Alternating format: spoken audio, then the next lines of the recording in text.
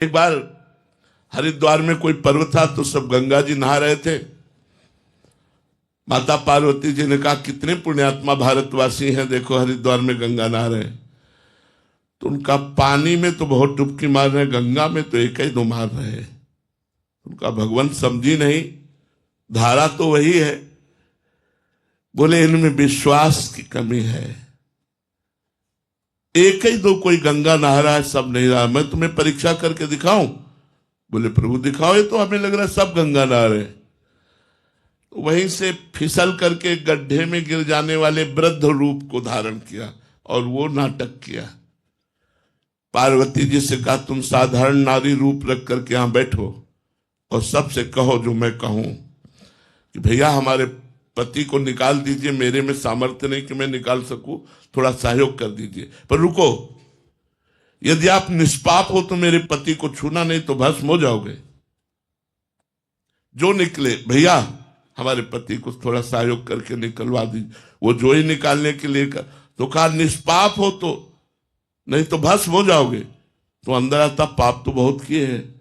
कोई कोई तो सुनते ही नहीं थे, कोई कोई सुनकर थोड़ा रुकते और जब पार्वती जी की बात सुनते तो चल देते। उदाहरण में बता रहे, एक आदमी आया, पार्वती जी ने कहा भैया निकाल दो। उसने गंगा जल रखा और कहा बहन अभी निकाल देता हूं। और बोले रुको, मेरे पति निष्पाप हैं, यदि कोई पापी पुरुष छुएगा तो भस्म हो जाएगा। बोले अभी आपको पता नहीं मैं गंगा नहा के आ रहा हूं, गंगा सर्व पापों का नाश करती इसलिए मैं निष्पाप हूं। और तुरंत महादेव जी को उठाया, बाहर रख दिया और चला गया।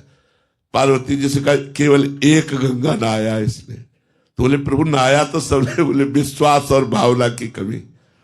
विश्वास और भाव, एक को विश्वास है जिन गंगा जी का नाम श्रवण मात्र से सर्व पाप नष्ट हो जाते।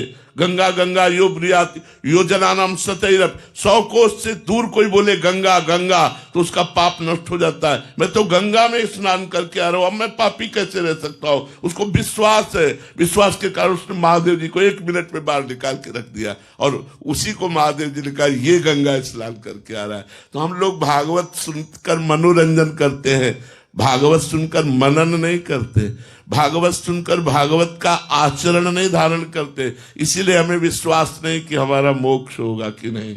नहीं तो अगर एक भागवत सुन लो तो एक भागवत तुम्हारा मोक्ष कर देगी।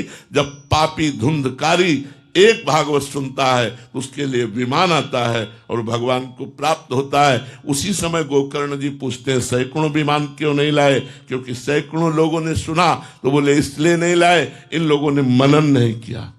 वो खाना पीना सब छोड़ करके रात दिन भागवत का मनन करता था। जो सुनता था तो सुन करके मनन करना, मनन करके उसे जीवन में उतारना, तो मोक्ष की प्राप्ति हो जाना।